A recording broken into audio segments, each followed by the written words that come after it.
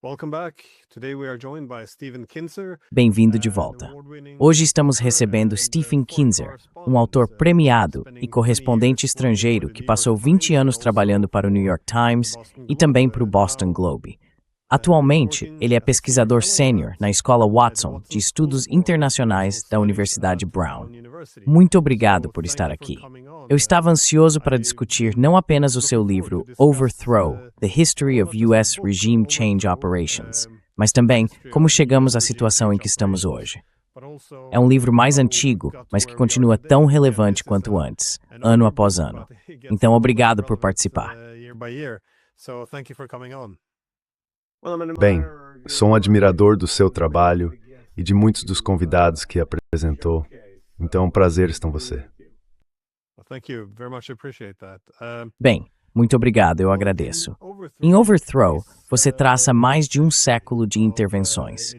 Eu gostaria de saber se você poderia delinear algumas dessas ideias, a história, bem como a evolução das operações de mudança de regime dos Estados Unidos, e como elas foram realizadas ao longo do tempo. In terms of how they're carried out over time. Os americanos sempre foram uma potência expansionista. Foi assim que chegamos aqui vindos da Europa e foi isso que os peregrinos fizeram quando se mudaram de Plymouth para Boston. Portanto, esse tem sido um impulso profundamente enraizado em nós. Foi o mesmo impulso que nos levou a tentar cumprir o que foi chamado de nosso destino manifesto, nosso destino de ocupar todo o continente norte-americano, do Atlântico ao Pacífico. Em 1890, o Departamento do Censo dos Estados Unidos declarou que a fronteira estava fechada. A América do Norte havia sido colonizada. Na prática, tínhamos cumprido nosso destino manifesto. Então tivemos que nos perguntar: o que fazemos agora? Devotamo-nos a construir uma sociedade virtuosa na esperança de servir de modelo para o resto do mundo?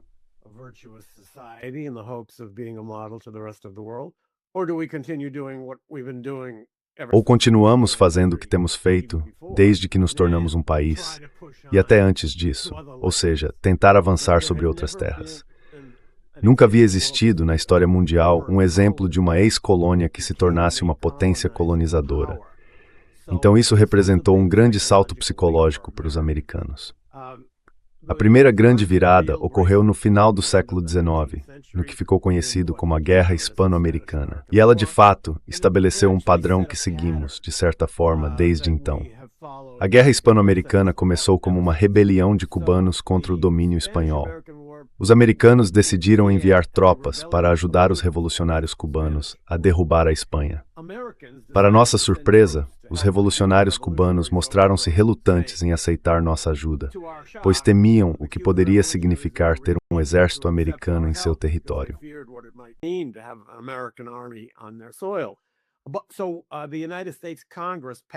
Então, o Congresso dos Estados Unidos aprovou uma lei chamada Emenda Teller, na qual prometemos que no momento em que o domínio espanhol em Cuba fosse derrubado, os americanos voltariam para casa e permitiriam que os cubanos tivessem sua própria ilha. Mas depois que os espanhóis foram expulsos, os Estados Unidos começaram a perceber o que os revolucionários em Cuba realmente queriam. Eles queriam uma forma de soberania nacional que poderia entrar em conflito com os interesses econômicos americanos. Especificamente, queriam limitar a quantidade de terras que estrangeiros poderiam possuir em Cuba. Isso afetava diretamente a United Fruit e muitas outras corporações americanas. Eles também queriam erguer uma barreira tarifária em torno de Cuba para incentivar a manufatura doméstica.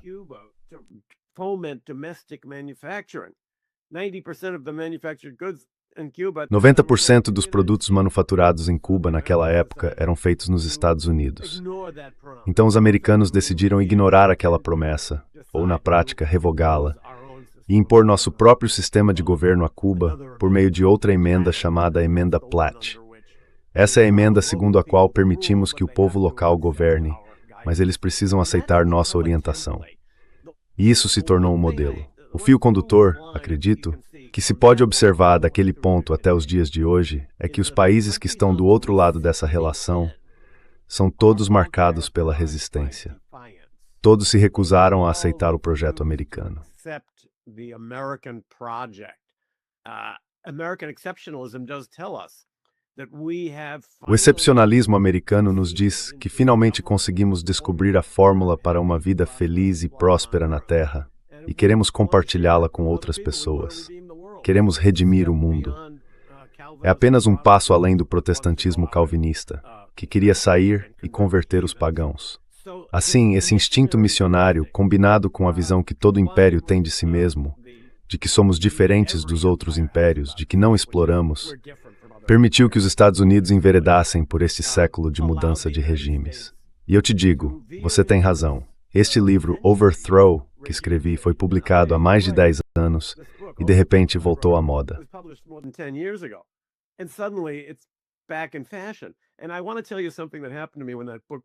E quero contar algo que aconteceu comigo quando aquele livro foi lançado. E eu estava fazendo o que costumávamos fazer naquela época, uma turnê de divulgação. Esse livro conta as histórias de 14 vezes em que os Estados Unidos derrubaram governos estrangeiros. Então eu viajava, fazia meu discurso e depois, com muita frequência, alguém da plateia vinha até mim e dizia: "Gosto do seu livro, mas você deixou uma de fora. Há uma derrubada que você não mencionou." E eu perguntava qual foi, e a pessoa respondia, dependendo de sua origem, foi o meu país, tipo Portugal.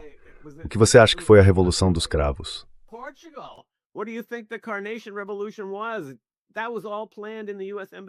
Tudo isso foi planejado na Embaixada dos Estados Unidos. Ou na Turquia, o golpe de 1980, vamos lá, aquilo veio do Jimmy Carter. Ou que tal a Grécia, os coronéis? Aquilo foi todo um projeto americano. Então, mesmo aqueles que não entram no meu livro são considerados por muitas pessoas nesses países como tendo sido fomentados pelos Estados Unidos. Há uma velha piada de que nunca poderia haver um golpe nos Estados Unidos, porque não existe uma embaixada americana lá. Mas é certamente verdade que os Estados Unidos, por um período de tempo mais longo do que qualquer outro país, intervieram em mais nações, mais distantes de suas próprias fronteiras do que qualquer outro.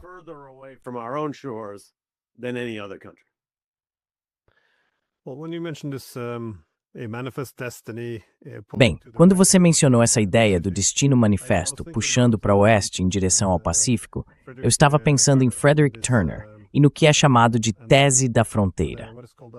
Ele apresentou essa tese muito influente em 1893. O argumento era que a fronteira, à medida que os Estados Unidos se expandiam para o oeste em direção ao Pacífico, teve uma influência profunda na economia, na identidade e na mentalidade americanas. Ela ajudou a moldar a democracia porque promovia a independência e a autogovernança. Criou um caráter americano muito singular, que tornou os americanos mais inventivos, individualistas e otimistas em relação ao futuro, à medida que novas terras eram descobertas.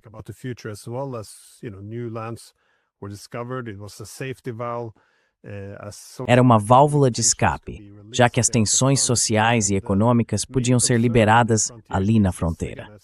A principal preocupação na tese da fronteira, novamente como surgiu na década de 1890, era o que aconteceria quando chegássemos ao Pacífico e não houvesse mais fronteira. E bem, nesse ponto, isso coincidiu muito convenientemente com a Guerra Hispano-Americana de 1898. Então, é claro, os Estados Unidos adquiriram suas possessões coloniais, incluindo as Filipinas. Mas parece que essa ideia poderia ser importante em termos de manter essa noção de expansão, como o destino manifesto, de espalhar a civilização. Isso é algo que também foi mantido em sua política externa. Há esse objetivo mais amplo no mundo de, imagino, transformar o mundo, assim como os Estados Unidos se transformaram na Revolução. Mas você acha que isso é impulsionado principalmente por todas as mudanças de regime? Por que não se vê isso vindo de outros países? É principalmente ideologia, interesses econômicos, interesses de segurança? Qual seria uma boa forma de entender isso?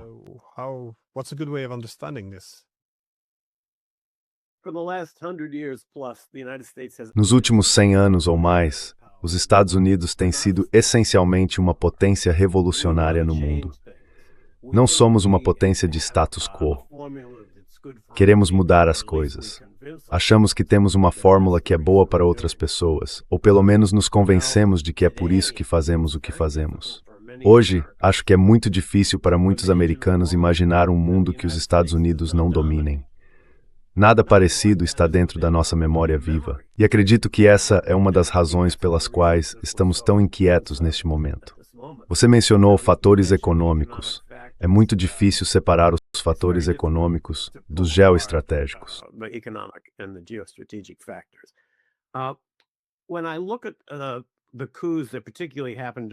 Quando olho para os golpes que aconteceram durante a Guerra Fria, chego à conclusão de que os Estados Unidos, na verdade, não intervêm para proteger os interesses das corporações.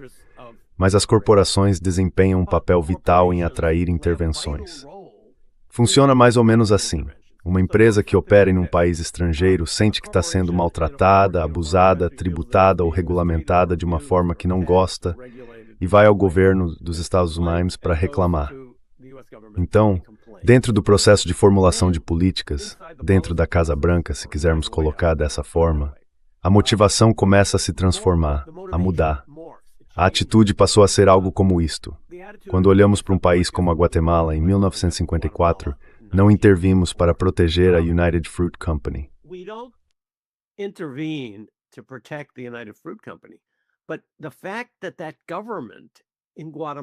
Mas o fato de o governo da Guatemala estar atacando ou implicando com a United Fruit Company nos mostra que esse governo deve ser um inimigo nosso e provavelmente é um instrumento de nossos rivais globais.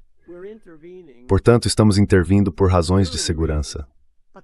Mas o país em que estamos intervindo jamais teria sequer aparecido no radar de Washington se não fosse por um conflito de interesses econômicos.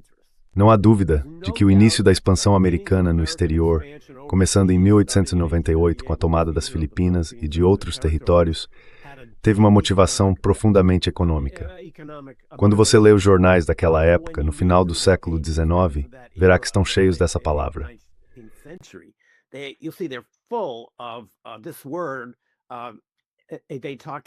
Eles estavam falando sobre o excesso. O que faremos com o excedente? Os americanos já haviam dominado as técnicas de produção agrícola e de produção industrial em massa nesse ponto, e estavam produzindo mais do que os Estados Unidos podiam absorver. Isso estava causando uma séria instabilidade econômica. Tivemos um grande pânico em 1893, e ficou claro, como diziam os congressistas de todos os estados produtores, que precisávamos de mercados estrangeiros. Naquela época, você não podia simplesmente navegar com seu navio pelo mundo e vender para quem quisesse, porque as potências europeias tinham colônias, e essas colônias só podiam comercializar com a metrópole.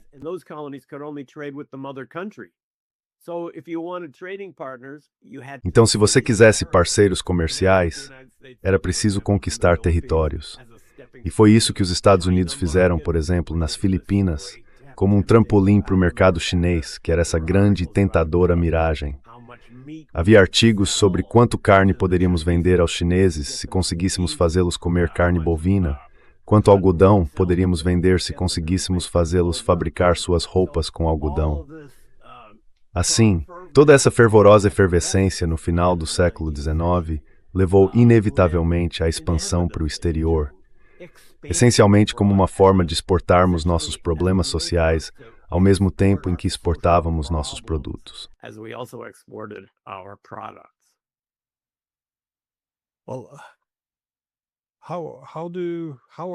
Bem, de que forma elas foram conduzidas de maneira diferente? Porque, inicialmente, quando se pensa em mudança de regime e golpes, é muito difícil não pensar nos militares, seja na Guatemala em 1954 ou no Irã em 1953. Mas, em tempos mais modernos, pelo menos depois dos anos 1980, vemos mais uma mudança em direção às ONGs, ou seja, mais poder brando, apropriando-se em grande medida da sociedade civil. E claro, isso pode funcionar em junto com o poder militar. Mas, raio de evolução nos instrumentos usados para derrubar governos.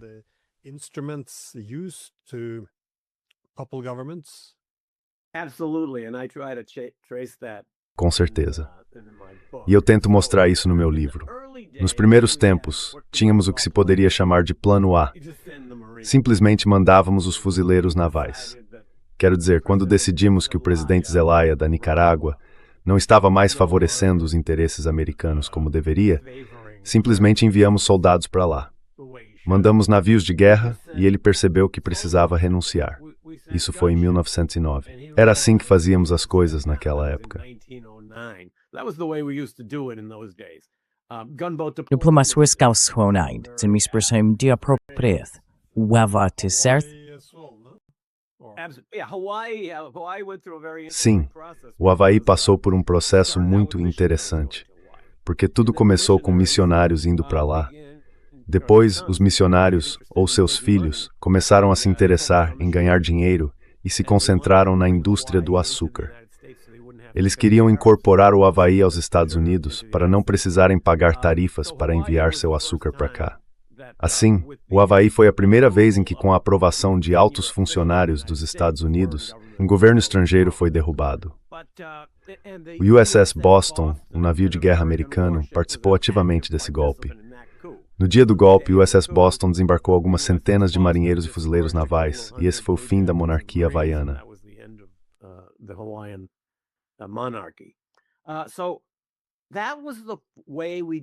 Então foi assim que fizemos mais ou menos até a Segunda Guerra Mundial. Depois entramos em um novo período, a Era da CIA. A década de 1950 foi a era de ouro da CIA em termos de golpes. Tivemos 2 deles que foram espetacularmente bem-sucedidos, mas que em ambos os casos acabaram se revelando desastres espetaculares a longo prazo. Derrubamos a única democracia que o Irã já teve, em 1953, porque aquele governo democrático havia nacionalizado o petróleo iraniano. Embalada por esse sucesso, a CIA voltou sua atenção para Guatemala, onde a United Fruit Company havia reclamado de expropriações opressivas por parte de um governo nacionalista. E em 1954, derrubamos esse governo. No mesmo período, iniciamos uma guerra civil na Indonésia.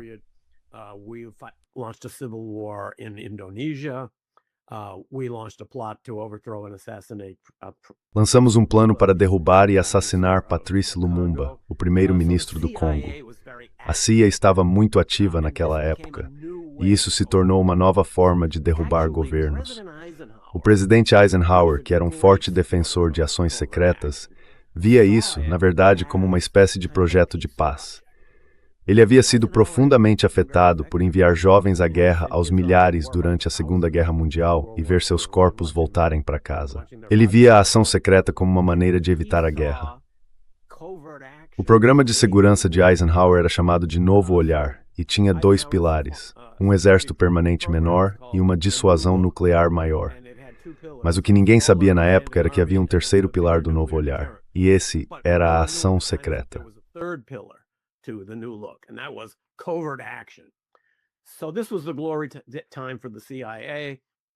Então esse foi o período de glória da CIA. Dezenas de milhares de agentes espalhados pelo mundo, geralmente trabalhando no último andar da embaixada americana. Eles tinham um procedimento operacional padrão. Os agentes, muitos disfarçados de diplomatas, se infiltravam na sociedade, conheciam pessoas do governo e de outros setores, e então começavam a trabalhar para subverter ou apoiar o governo, dependendo da política dos Estados Unidos. Esse era o padrão. A mesma coisa aconteceu no Chile em 1973. E muitas vezes o exército era chamado para desempenhar o papel decisivo no final. Mas como você mencionou, isso também mudou durante a década de 1970. Muitos escândalos graves mancharam a imagem da CIA, e houve uma forte pressão por reformas.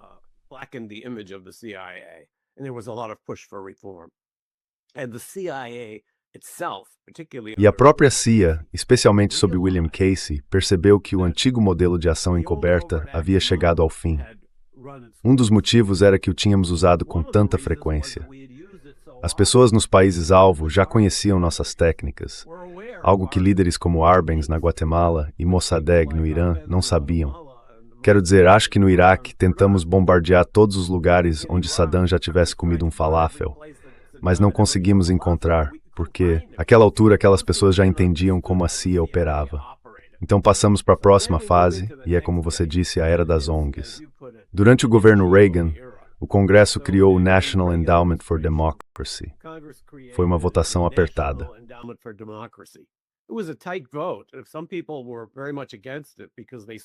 Algumas pessoas eram fortemente contra isso porque viam a iniciativa pelo que realmente era, uma tentativa de interferir nos assuntos de outros países, mas acabou sendo aprovada. A National Endowment for Democracy, por meio de suas subsidiárias, começou a distribuir dezenas de milhões de dólares em diversos países, especialmente no leste europeu, onde queríamos promover certos tipos de mudança. E surgiu um verdadeiro exército de trabalhadores dessas ONGs americanas espalhados por tantos países que percebi que até ganharam um nome no leste europeu. Eles eram chamados de Sorositas, em referência a George Soros, que era o principal promotor desse projeto no setor privado.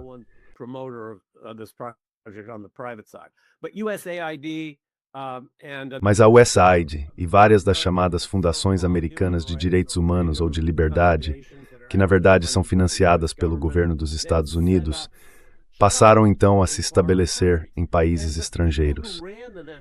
As pessoas que dirigiam o National Endowment for Democracy foram muito francas ao explicar que agora estamos fazendo abertamente o que a CIA costumava fazer secretamente. E esse foi o salto conceitual, que desse novo modo não seria preciso guardar segredos, porque simplesmente não haveria nenhum. Não seria necessário se preocupar que alguém descobrisse que na verdade era dinheiro dos Estados Unidos promovendo esses eventos. Estaria tudo ali, no papel.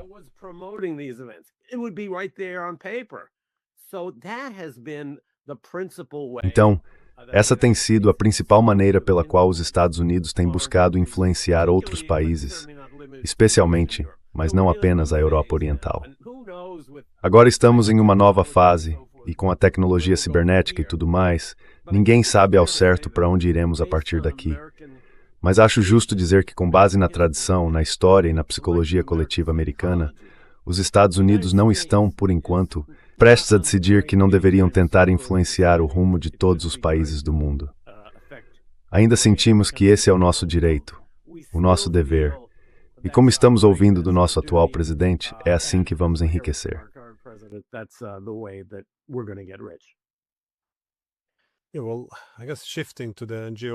Bem, acho que mudar o foco para as ONGs, em vez daquelas missões secretas, foi uma boa forma de evitar constrangimentos quando as coisas viessem à tona. Quero dizer, a vantagem das ONGs é que elas podem se esconder à vista de todos. Elas podem dizer, ei, recebemos 100% do nosso financiamento do governo, mas ainda somos uma organização não governamental. Como a National Endowment for Democracy, não se trata apenas de golpes. Temos isso neste país também. E sabe, eles financiam ONGs locais. Então, se você for como eu e tiver criticado algumas das guerras da OTAN, surgem instituições como o Comitê de Helsinki da Noruega, que é financiado pela National Endowment for Democracy e pelo Soros. Eles publicam matérias difamatórias e, mais ou menos, tentam te expulsar das universidades.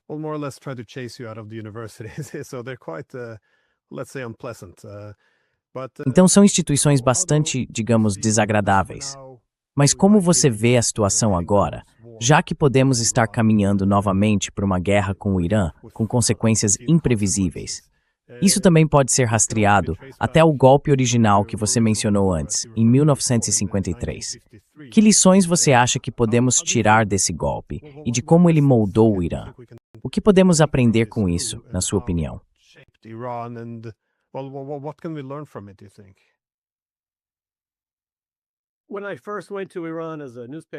Quando fui ao Irã pela primeira vez como repórter de jornal, eu não estava preparado, porque não era para eu estar estudando o Irã.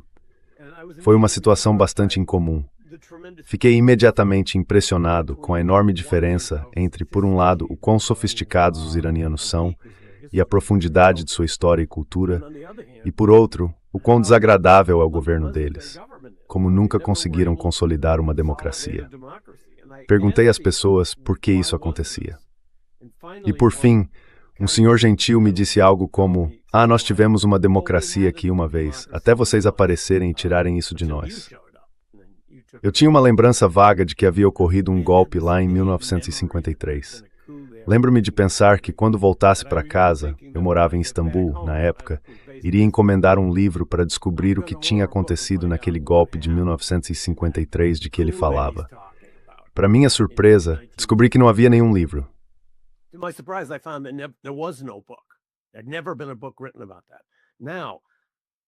Nunca havia sido escrito um livro sobre isso. Agora sou velho o bastante para me lembrar da crise dos reféns e lembro-me vividamente de que um dos principais temas era que aqueles iranianos faziam aquilo por puro niilismo, puro ódio. Era uma violação de todas as leis de Deus e dos homens. Faziam aquilo apenas por maldade.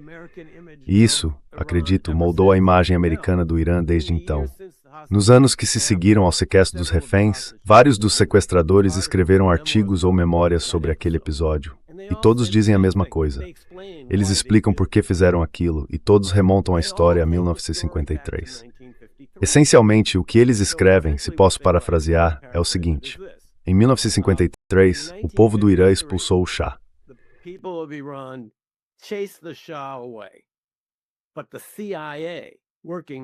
Mas a CIA, operando no porão da Embaixada dos Estados Unidos, organizou um golpe e trouxe o Shah de volta. Isso nos deu 25 anos de ditadura. Agora estamos em 1979, o Shah fugiu novamente, o mesmo Shah, e tínhamos medo de que agentes da CIA trabalhando no porão da Embaixada Americana organizassem outro golpe e trouxessem o Shah de volta. O que nos fez pensar que isso poderia acontecer, porque exatamente isso já havia acontecido uma vez. Mas os americanos não sabiam que tinha havido um golpe no Irã. Ninguém entendia isso. Quando Jimmy Carter foi questionado sobre o assunto em uma coletiva de imprensa, ele disse: isso é história antiga. Portanto, a compreensão que os iranianos têm das relações entre os Estados Unidos e o Irã e a compreensão que os americanos têm dessas mesmas relações são totalmente diferentes.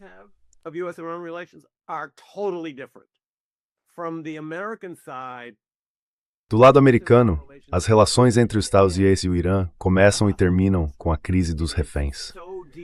Isso está profundamente gravado na consciência das pessoas. Não tínhamos um relacionamento antes e não tivemos nada depois. Tudo se cristalizou naquele episódio. Mas os iranianos veem as coisas de forma muito diferente. Eles diriam que o grande acontecimento no Irã, que envenenou nossa relação, foi quando vocês derrubaram o primeiro-ministro Mossadegh em 1953. Isso desviou nosso progresso rumo à democracia e nunca mais conseguimos voltar aos trilhos. Assim, o golpe de 1953 foi o pecado original no Irã. Foi o momento em que parecia que uma democracia nascente poderia surgir. Mas por ser uma democracia, seus líderes precisavam responder à vontade popular. E a vontade popular estava concentrada em uma grande injustiça nacional. Nosso país sentado sobre um oceano de petróleo.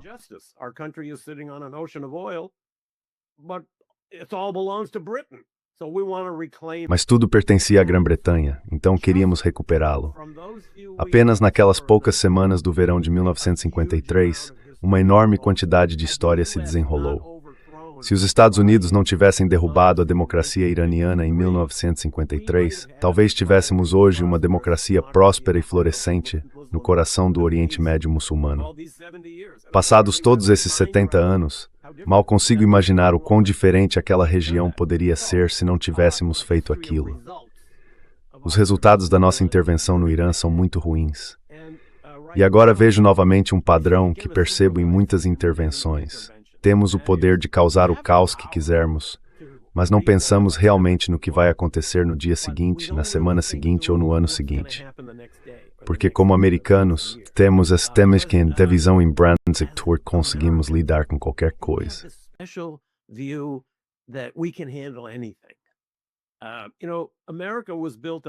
Sabe, a América foi construída sobre algo a que você se refere indiretamente, a mentalidade do eu consigo. Ela diz que se você realmente quiser algo e trabalhar duro o suficiente, vai conseguir. E isso é algo maravilhoso. Foi isso que nos ajudou a ocupar o continente, inventar o avião e muitas outras coisas. Mas existe um lado sombrio nessa mentalidade do eu consigo. Ela faz você acreditar que pode entrar em países estrangeiros, com tradições históricas muito diferentes e muito mais antigas que as nossas, e com um passe de mágica, transformá-los no que você acha que eles deveriam ser. E eu acho que esse tipo de arrogância, quando combinada com o poder militar que os Estados Unidos têm, representa um perigo para outros países, e neste momento, especialmente para o Irã.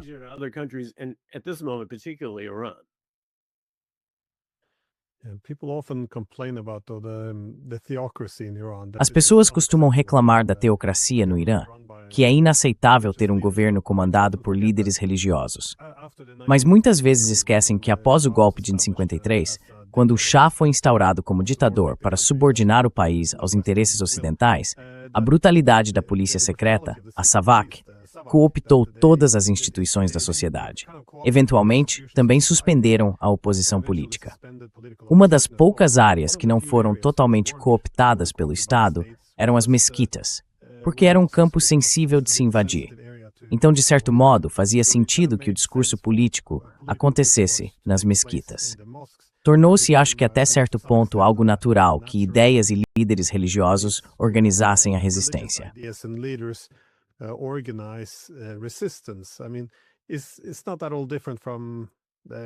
Quer dizer, não é tão diferente da Polônia, onde a Igreja Católica se opunha aos comunistas. Mas, de qualquer forma, o fato de a revolução ter ocorrido com líderes religiosos à frente, dando origem a uma teocracia, é possível relacionar isso à forma como a ditadura no Irã foi organizada. Muitas vezes se esquece que essas coisas não aconteceram no vácuo. Há uma razão para estarmos aqui. Mas você mencionou esse tema interessante do efeito rebote, que as intervenções frequentemente criam instabilidade de longo prazo, além de um sentimento anti-americano entre pessoas que, de outra forma, poderiam ter sido bastante simpáticas aos Estados Unidos. Você vê isso como um tema comum na maioria ou em todas as mudanças de regime?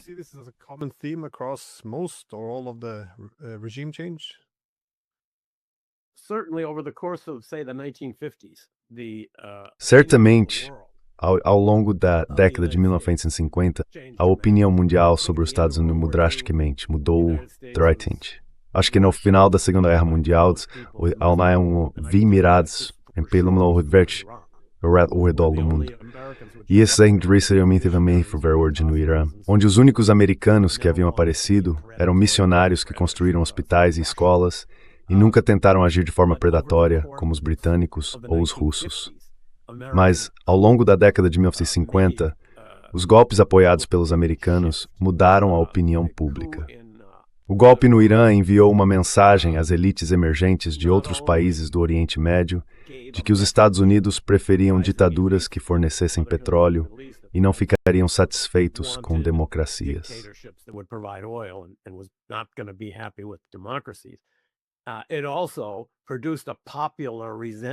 Isso também gerou um ressentimento popular contra os Estados Unidos. Em 1954, isso certamente aconteceu após o golpe norte-americano. Houve enormes manifestações de protesto por toda a América Latina, e isso ocorreu menos de uma década depois de os americanos terem liderado o mundo à vitória na Segunda Guerra Mundial.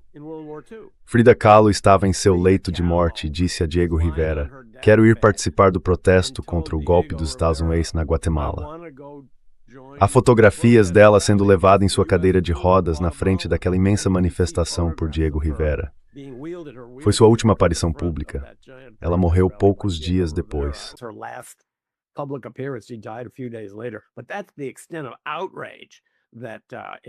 Mas esse foi o limite da indignação que causou. E é claro, o golpe final na imagem dos Estados Unidos como promotor da liberdade e da não interferência no mundo foi a invasão da Baía dos Porcos, em Cuba, em 1961. Acho que foi a primeira vez que muitas pessoas nos Estados Unidos e ao redor do mundo ouviram falar da CIA, e isso marcou o fim dos dias de glória da agência. John F. Kennedy disse a um de seus assessores, de forma célebre: "Eu gostaria de ver essa CIA desbelta em 1000 pedaços." Portanto, é definitivamente verdade que as ações encobertas eram uma onda muito grande de ressentimento americano em todo o mundo.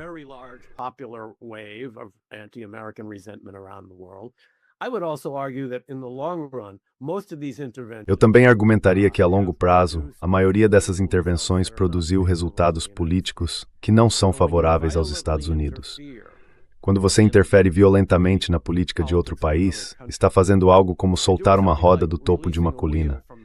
Você pode deixá-la rolar, mas tem muito pouco controle sobre como ela quica e onde vai parar.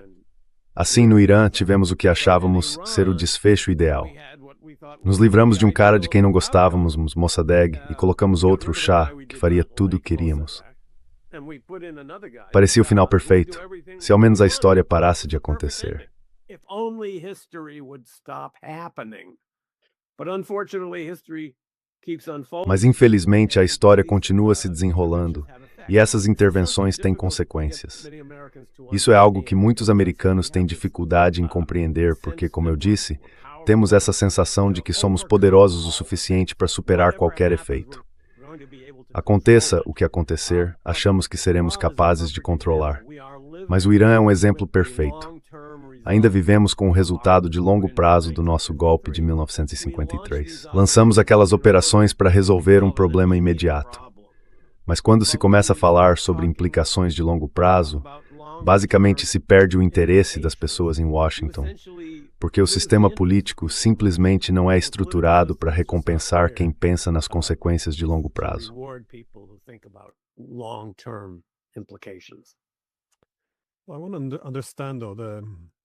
Mas eu quero entender, porém, a tendência americana ao excesso de confiança. Porque muitas vezes, quando há uma mudança de regime ou uma revolução, quando se arrancam as raízes do antigo governo, o resultado normal é que forças muito brutais ascendam ao poder, se houver uma luta interna. Então, por exemplo, na Síria, não deveria nos surpreender que Jolani e seus comparsas do ISIS tenham assumido o controle. Além disso, após golpes de Estado, costuma haver uma dependência extrema da violência na ausência de outras formas de legitimidade. Vemos isso depois da Revolução Francesa, da Revolução Bolchevique, da Revolução Iraniana. Todas elas, em grande medida, baseadas em preocupações reais com direitos humanos e liberdades, mas que acabam resultando em uma repressão muito brutal.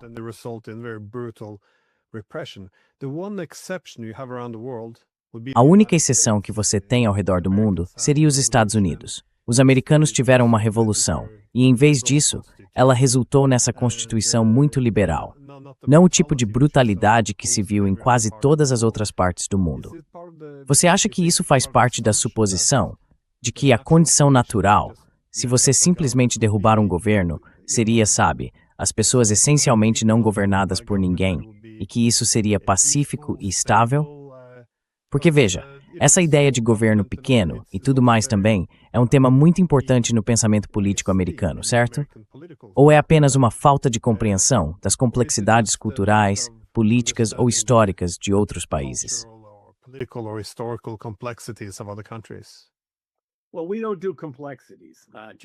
Bem, nós não lidamos com complexidades. George Bush disse famosamente, eu não lido com nuances. Então quero dizer, para ele, se você tivesse falado sobre xiitas e sunitas no Iraque, ele talvez dissesse, lembro de uma época em que dois caras estavam brigando para ser o chefe dos Correios em Galveston, e eu tive que fazer um acordo. Posso lidar com os sunitas e os xiitas também. Sabe, nos tempos antigos, antes de se entender a evolução, havia várias teorias sobre como a vida surgiu. Uma das mais populares na Grécia Antiga era o que chamavam de geração espontânea, que se você tivesse bastante lama, um pouco de chuva e sol, logo apareceria uma salamandra. Acho que os americanos veem as crises mundiais dessa forma, como se fossem geração espontânea, como se simplesmente surgissem do nada.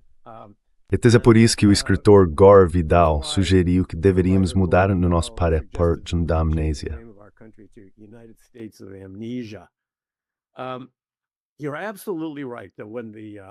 Você está absolutamente certo ao dizer que quando se levanta a tampa de qualquer estado institucional, é lógico que os grupos mais violentos ascendam ao topo. Você viu isso na Revolução Russa, um exemplo perfeito. Se você está disposto a matar todos os seus oponentes e os outros grupos não estão dispostos a matar os deles, você vai triunfar. Agora, nos Estados Unidos isso não aconteceu. Em parte, eu acho, porque a Revolução Americana não foi uma revolução de verdade. Foi uma guerra de independência. Uma revolução é aquela que destrói a estrutura social existente. E isso não aconteceu nos Estados Unidos. Foi o que aconteceu em Cuba, foi o que aconteceu na China, foi o que aconteceu na Rússia. Mas a nossa foi mais uma guerra de independência, na qual essencialmente queríamos preservar as instituições do país de origem.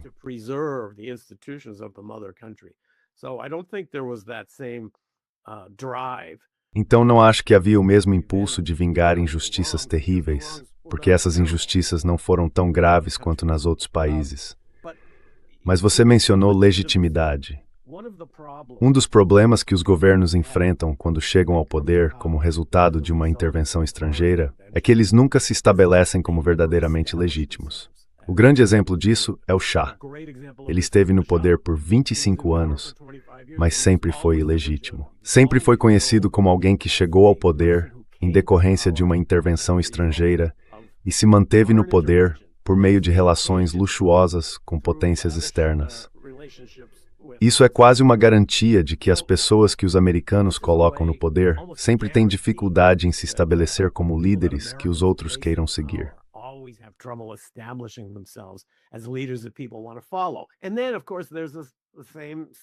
E então, é claro, há o mesmo tipo de síndrome.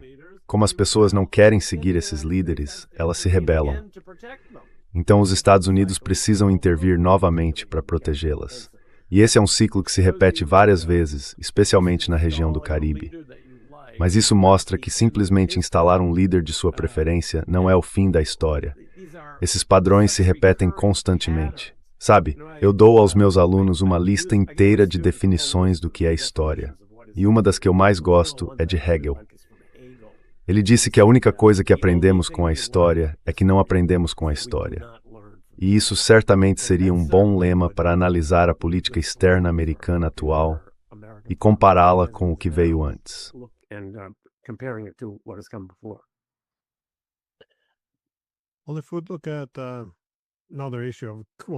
Bem, se olharmos para outra questão nos acontecimentos atuais envolvendo a Ucrânia, eles também tiveram uma mudança de regime. Na verdade, tiveram duas. A primeira foi em 2004 e não deu muito certo.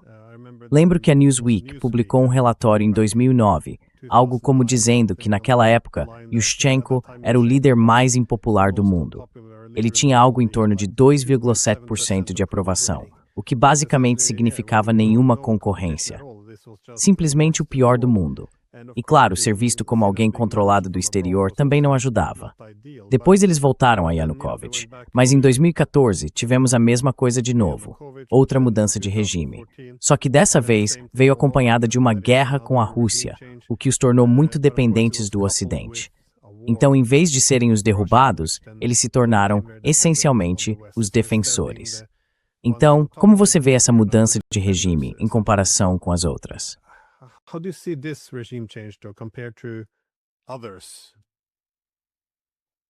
The Ukraine story is truly heartbreaking. A história da Ucrânia é realmente comovente. Quando a Ucrânia emergiu dos escombros da União Soviética, as pessoas acreditavam que ela poderia se tornar uma versão centro-europeia da França. Tinha indústrias, uma população altamente educada, uma taxa de alfabetização elevada, uma ótima localização, bons recursos naturais. Era um país industrializado. Tinha tudo. E tudo que era necessário para realizar essa ambição era manter certa distância da nova Guerra Fria que surgia. Ou seja, transformar a Ucrânia em uma ponte entre o Oriente e o Ocidente, e não em um campo de disputa entre os dois lados. Mas os Estados Unidos, em particular, não estavam dispostos a aceitar isso. Isso me faz lembrar algo que aconteceu na Europa algumas décadas antes, o Tratado do Estado Austríaco, em 1855. Se você se lembra, após a Segunda Guerra Mundial, tropas russas e ocidentais ocuparam a Áustria.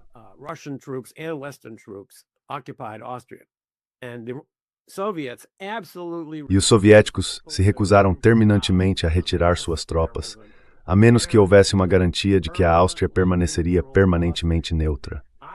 Eisenhower detestava essa ideia. Ele não queria que a Áustria fosse uma ponte entre o leste e o oeste, queria que ela ficasse no ocidente. Ele resistiu por anos até finalmente ceder e concordar com aquele Tratado de Estado austríaco, que determina que nenhuma tropa estrangeira pode jamais ser estacionada em solo austríaco e que a Áustria permanecerá permanentemente neutra. Isso foi incorporado à Constituição austríaca. Esse teria sido o modelo perfeito para a Ucrânia. Mas os americanos não gostaram disso, pelo mesmo motivo que Eisenhower não gostou do acordo austríaco. Significava que não ficaríamos com a Ucrânia. Ninguém ficaria. E isso não é bom o bastante para nós.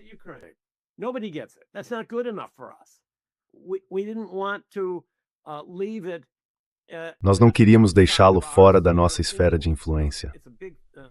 Esse é um grande tema em Washington. Biden costumava dizer o tempo todo que não existem mais esferas de influência. Mas, na verdade, os Estados Unidos consideram o mundo inteiro, exceto Rússia, China, Irã e alguns outros lugares, como nossa esfera de influência. Inventamos esse argumento tolo de que todo país deveria ter o direito de escolher seus próprios parceiros de segurança. Portanto, se a Ucrânia quisesse entrar para a OTAN, tornar-se aliada dos Estados Unidos e ter forças americanas em seu território, isso seria assunto da Ucrânia. Todo americano entende que nunca toleraríamos uma base militar chinesa em Veracruz, no México, ou uma base aérea russa em Quebec. Nunca toleraríamos isso, nem deveríamos. We would never tolerate that, nor should we. So this was a really disingenuous argument. Então esse foi um argumento realmente desonesto. Nós empurramos a Ucrânia para essa confrontação com a Rússia e a devastação que isso está causando é absolutamente terrível. Quando você já esteve em guerras como eu estive como correspondente, você realmente percebe que a guerra é a pior coisa do mundo. E esta guerra está ameaçando explodir e matar cada vez mais pessoas. Mas tudo gira em torno de onde ficará a fronteira de Donbass. Eu sinto que a Ucrânia foi empurrada para essa posição em grande parte pelos Estados Unidos e seus aliados da OTAN. E acho cínico que os Estados Unidos adotem a visão de que a guerra na Ucrânia é ótima para nós porque estamos matando russos e nenhum americano está morrendo.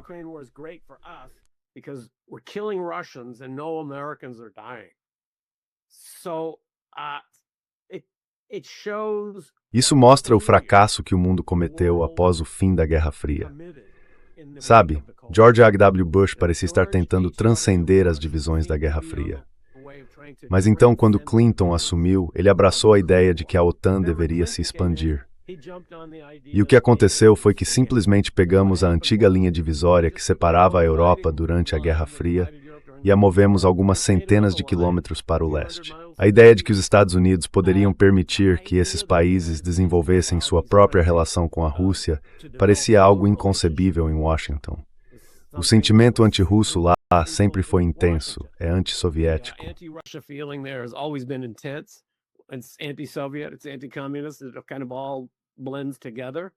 É anticomunista.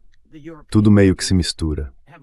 E os países europeus perderam tanta criatividade estratégica que a única reação concebível à ameaça que percebem da Rússia é se armarem e se prepararem para a guerra. A opção de tentar criar uma arquitetura de segurança na Europa que também incluísse os interesses russos, reduzindo assim o risco de guerra, parece não lhes ocorrer. Então vejo a Europa na posição bizarra de alimentar esse esforço de guerra, mesmo enquanto os Estados Unidos parecem se afastar dele. Isso me faz pensar como alguém que olha para a história sobre o papel da Europa como essencialmente a inventora da diplomacia moderna.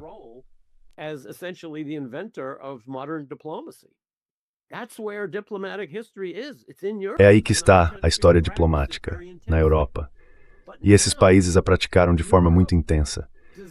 Mas agora a Europa parece incapaz de usar a diplomacia para resolver seus desafios. Enquanto isso, o leste asiático, em contraste, tem divisões e ódios muito mais profundos do que qualquer coisa na Europa, mas parece conseguir superá-los e conviver sem lutar, de uma forma que gera prosperidade para todos. Portanto, se você é uma daquelas pessoas que acredita que a era do poder atlântico e europeu, que surgiu nos últimos 500 anos, está chegando ao fim, isso é uma boa evidência disso.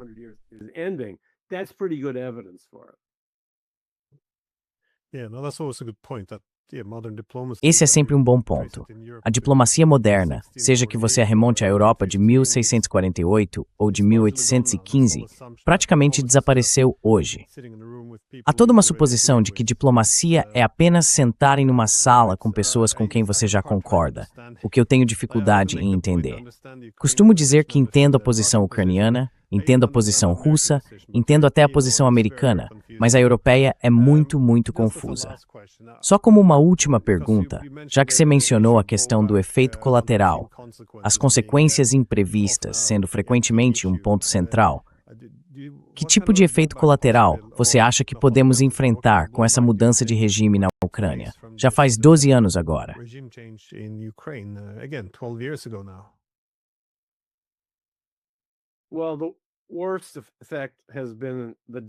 Bem, o pior efeito foi a devastação da Ucrânia e a morte de dezenas de milhares de ucranianos e russos. Acho que definitivamente enviamos uma mensagem à Rússia de que o Ocidente não quer mais ter nada a ver com ela e que a Rússia precisa encontrar outros parceiros de segurança. Isso é algo muito prejudicial e não era necessário. Gostaria de pensar que a situação da Ucrânia faria os países europeus repensarem sua abordagem em relação ao seu ambiente de segurança, mas não parece haver qualquer indicação disso. É interessante notar que agora a Europa está, mais ou menos por conta própria, tentando preencher a lacuna deixada pelos Estados Unidos.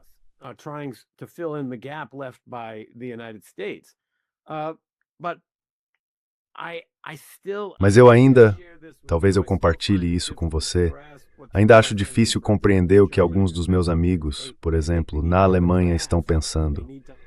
Eles acham que precisam ter um serviço militar obrigatório, que precisam reforçar as autobahns para que tanques possam trafegar por elas. E se você sugere que talvez conversar com o adversário seria uma boa maneira de reduzir a possibilidade desse tipo de guerra, é visto como alguém que promove a apaziguação. Na verdade, a simples menção de apaziguação é algo que desperta uma reação profunda na mentalidade estratégica americana. Acho que talvez o maior estereótipo de uma palavra só, ou palavra de Rorschach, que surgiu da Segunda Guerra Mundial, foi Munique. Madeleine Albright costumava usar isso com frequência.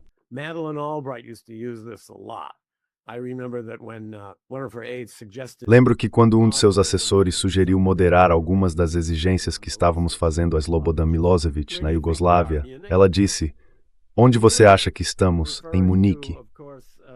Munique, referindo-se, é claro, à decisão de Neville Chamberlain, o primeiro-ministro britânico, de permitir que Hitler tomasse parte da Tchecoslováquia, tornou-se uma palavra código em nossa psicologia coletiva para apaziguamento, rendição e diplomacia.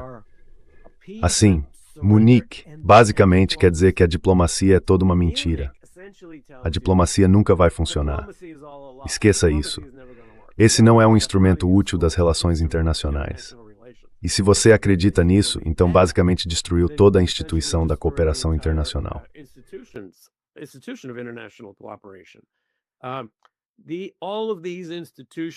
Todas essas instituições foram criadas no final da Segunda Guerra Mundial, essencialmente para servir aos interesses dos Estados Unidos.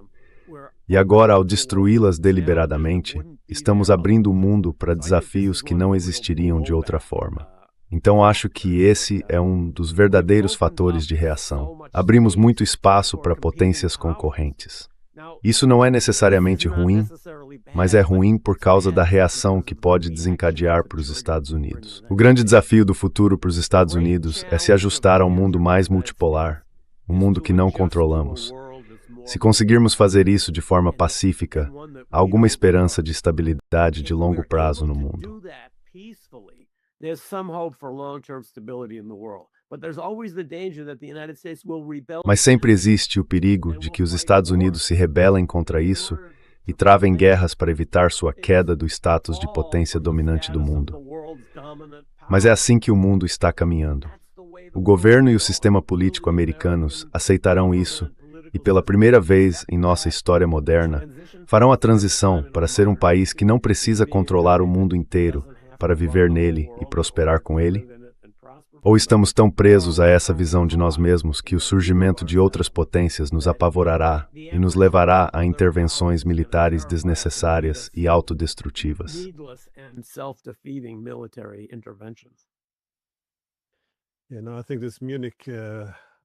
Sabe, acho que essa referência a Munique é muito prejudicial. Antes de tudo, como você disse, ela parte do pressuposto de que a paz exige guerra, que a diplomacia e as negociações só vão encorajar o adversário. Essa é exatamente a linguagem que usamos hoje. É por isso que não podemos conversar com os russos, porque falar com eles é visto como uma recompensa pela agressão. Essa é a lógica. Mas se fosse apenas agora, seria uma coisa. Milosevic foi outro Hitler. Saddam Hussein, Gaddafi, Assad, o Ayatollah, Putin, os chiitas, quem quer que seja. Sempre que encontramos um adversário, trazemos à tona a ideia de que ele é a mais nova reencarnação de Hitler. E então acabamos com essa lição de Munique de que não podemos conversar com eles, porque isso só os encorajaria ainda mais. Temos que impor um custo. E eles dizem isso abertamente agora. Temos que impor um custo. Caso contrário, essa é a única maneira de fazê-los parar. Do contrário, qualquer islamaria é apenas uma recompensa. Otherwise, any diplomacy is just a reward. Well, negotiations in war always are a result of Bem, as negociações em tempos de guerra são sempre resultado da posição das tropas no terreno. Os americanos continuaram alimentando essa fantasia de que, se esperassem mais e mais, as coisas mudariam, que os russos mudariam de ideia, enfraqueceriam e nós os derrotaríamos. Enquanto isso, não estamos perdendo nenhum soldado americano. Vejo, porém, a Ucrânia como um possível sinal de alerta de que outros países poderiam seguir o mesmo caminho. E estou muito preocupado com o Irã neste momento. Vejo a possibilidade de um grande conflito dentro do Irã. Então espero que os americanos não estejam iniciando mais uma rodada de intervenções autodestrutivas, mas, se estivermos, estaríamos apenas agindo de acordo com nossa longa história e tradição. we would only be acting in concert with our long history and tradition. Bem, eu entendo que você tem outro livro sendo lançado, então espero que possa voltar ao programa ainda este ano, quando ele sair. Muito obrigado por dedicar seu tempo. É um prazer. Gosto de estar com você.